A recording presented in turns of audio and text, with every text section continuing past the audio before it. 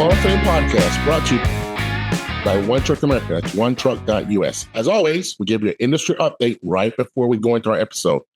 A couple of things that's happened since then, and I think we have some articles out on our One Truck America website.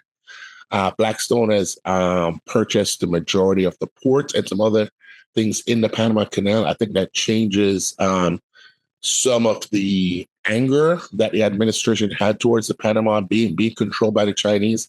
I think you may see some of that calm down. We actually have a podcast coming that we're going to discuss exactly that.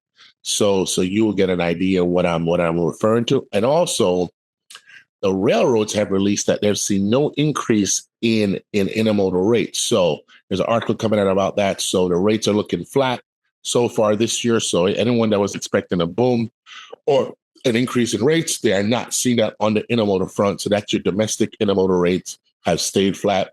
That came from the CSX and the Norfolk Southern. So we're not seeing much movement there at all. Outside of that, obviously, the tariffs are making things a little volatile in the transportation industry. But hopefully when you get to the end of it long term, this will be a good thing. Now, the scope of our industry may look differently. As more stuff is manufactured here, less is imports, you'll get more domestic transportation from versus maritime and transloading operations. We'll see a change there. You'll see some near sourcing and some things of that nature. But still, if you want to give you an update, I'm not expecting a huge year for trucking. I don't expect it to be very different than 23 and 24. I expect 25 to fall into the same category. As I stick with what I said, I expect a 2% increase in rates, and I'm sticking with that number. That's a number that I put out the end of last year, and I'm still sticking with that number, even though the first quarter is ending and we haven't seen much. But what do you really expect in the first quarter? Everyone knows what first quarter look like. I think it's important to know that fuel is at an all-time low, the lowest it's been in 4 years. That bodes well for the trucking industry. Also bodes well for the consumer. If you're not paying as much for fuel, you have more money to spend at retail. So we'll gear up and we'll see what the shopping season is going to look like once you get into the August, September timeframe. So that's our industry update. Hope you enjoy it. Get ready for the Hall of Fame episode coming up next.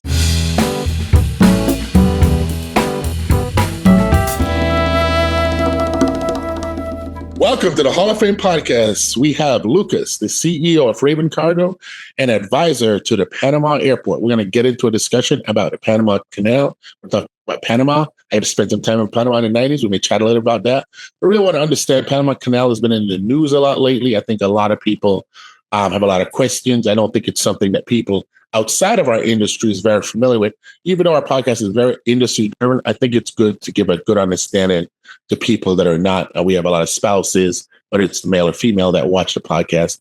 They want to get a better understand what's going on in the Panama Canal. So we're even going to talk about Blackstone end up buying a lot of the ports and thing in the Panama Canal, and has that changed the outlook on it, especially with some of the rhetoric that's being thrown around. So Lucas, I'll turn it over to you to give yourself an introduction. We go from there, sir. Good morning. My name is Lucas Grizz. I'm the CEO of Raven Cargo, 3PL company in Chicago, and a international advisor to the Tocumen Airport in Panama City, Panama. Well, tell me your thoughts. I mean, there's a lot of rhetoric around the Panama Canal. Can you give me your thoughts? I mean, I know you spent and Luke's a personal friend. He spent a lot of time in Panama, so I'm curious to get his feeling on Panama, the Panama Canal, or anything you feel that you can discuss freely. Anything you can, obviously, we understand. So, yeah, what's your feeling of Panama Canal? Absolutely. So I think a little bit of backstory how I feel about Panama is, it's a 4.3 million people, 4.5 million people country. It's fairly small. Yep. So it doesn't have the infrastructure, the manpower, and the financial backing to make a lot of technology advancements. It doesn't matter if it's ports or rail systems or big roads, big bridges. I mean, that requires a lot of manpower, requires a lot of technology.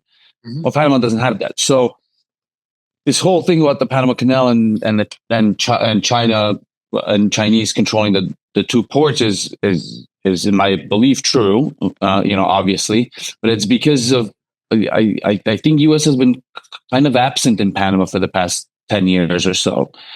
So as a country that requires, a good partner in moving forward with implementing new technology and expansion, and they went the other route, which is China, because they were available. They were willing to finance. They were willing to put in people. They have the manpower, while U.S. has kind of been absent. So, I think the push for Blackstone purchasing, I think the deal is 43 ports across the world, 2 of them being in Panama, is just a good stepping stone into now U.S. is back in being present, Yeah. So, there's a lot of construction that's going to happen in Panama. There's a new bridge and a new rail system. So, but I think there's an excitement that the U.S. is back in business, to be honest. I think at first it was thinking that U.S. There's a little bit when this was all announced. I think there was a little bit of worry and all that stuff, and I think the overall perspective in Panama, they're pretty happy. I mean, like, listen, it's out of all Latin American countries, it's one of the most American influence. We've had Americans there managing, the Panama Canal. We did a big invasion there for Noriega. So they use the U.S. dollar. They have every single chain from TGI Fridays to Kentucky Fried Chickens. And so they're very American. They're very pro-American.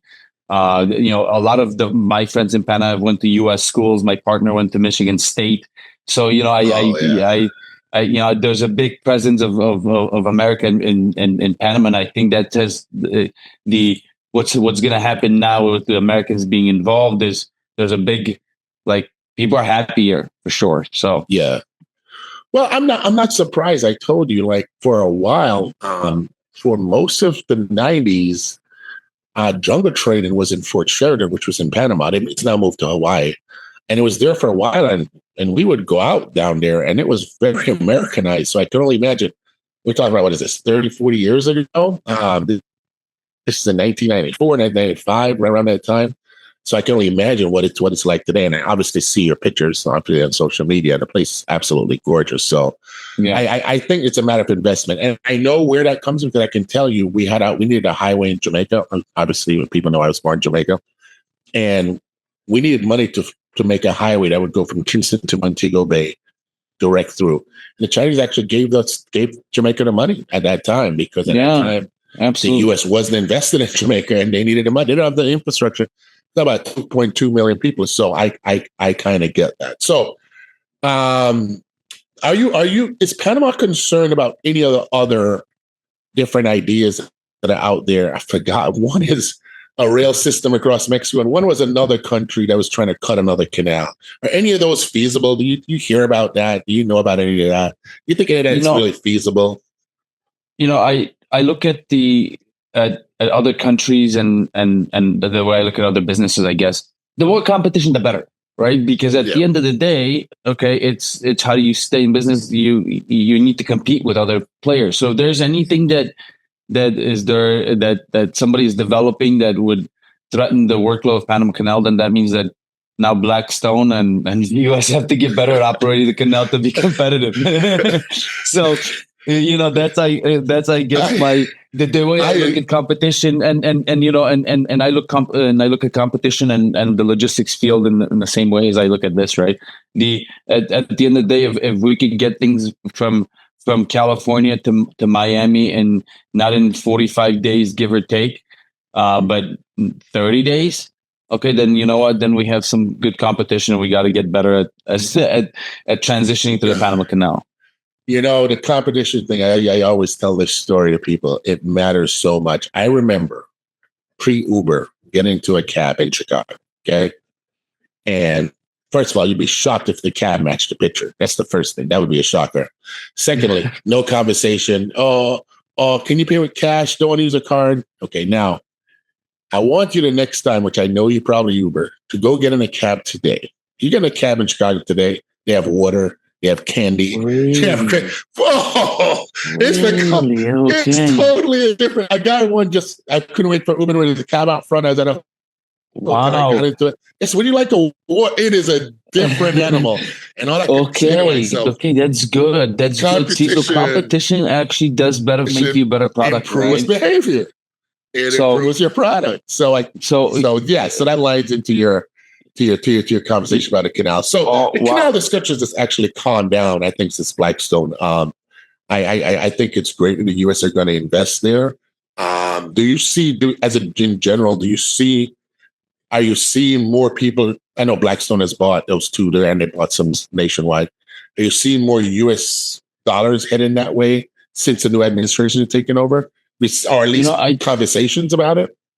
I think it's, and this is my personal opinion. I don't know the details, but I think we've already had like a lot of U.S. presence of money there. I think what we're seeing now as as Latin America becomes destabilized a bit, the things happening in Venezuela and the things happening in Colombia. I think we're seeing a lot of the destabilization of Latin America bringing new investments into Panama as well. And I think there's a overall, since the election, because the election was May of last year, the new office came in July. There's been a very happy, so to speak, behavior from the people, and a lot of good things are happening within the country. I think the administration has worked well with our administration, our current administration now.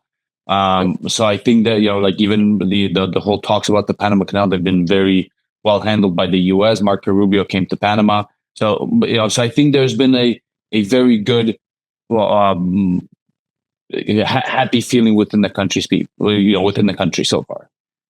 I know it is on this side because I reached out to some lobbyists on the Hill and I said, this is a hot button topic a couple of months ago. I haven't even heard anything about it. And they prefer the Marco Rubio trip and said, and the Blackstone investment, and said, no. Most of this calmed down. I think they're on the same page. I think the U.S. is going to invest there, and I think it'll be great for the Panamanian people in general. So how long? So they just had an election. Is it a 4-year term? How are they terms done there? Is it 4 years? It's a 5-year term. 5 year, okay. And a 5-year term, and you only get one term, so there's no re-election. There's no, okay, so you just one shot after 5 years. Okay, correct. All right. And then the party can run, but the president cannot be re-elected for 5 years. Can he run again after that? He can't. He's got to wait 10 years to run again. So he's got to wait. So he's got to wait 2 years, and then he could run again as the president. So there's a lot of, like this past election, we've had a couple past presidents. Martin Torrijos was one of them that was running for. He used to be the president, and he was running again. I think it's been like 15 years since he's been president. Okay. All right. Well, great. We just want a quick update on Panama. Is there anything that you want to close it and tell us about Panama? Would be great. Other than, I know you love the country. You spent a lot of time there. Please let me know. Well, the only thing I could add is if you haven't been to Panama, you should go. It's one of the safest. It is the safest Latin country on planet. We use the US dollar. Everybody is welcoming. A majority of people speak English. So if you're planning a trip to Latin America, Panama should definitely be on your trip. When you talk about being safe, when you talk about someone that's not caught up, I avoid Mexico like the plague. And nothing against Mexico, it's just the crime and the kidnapping and all the other things that go on there. I avoid it with the plague. So Panama is a great destination for people out there looking for it. And especially, I think the country has, because of American presence, we're very Americanized. Like there's a lot of Americans. There's a cruise ship that stopped in Panama. Old Town is gorgeous. Lots of good restaurants. I mean, really cool place to visit. All right. Well, I think we got a lot of fans that visit. I know we got a lot of fans that visit Mexico. We get quite a couple of messages. So here's an option for you. It takes the US stuff. Holiday cruise ship that stop there, among many things else. So hey, we knew this wouldn't be a long discussion. I want a quick discussion with you about Panama. Get your updates on it. We'll get this thing out. Thank you so much for taking the time, Lucas. As always, great friend, great insights, and have a blessed day.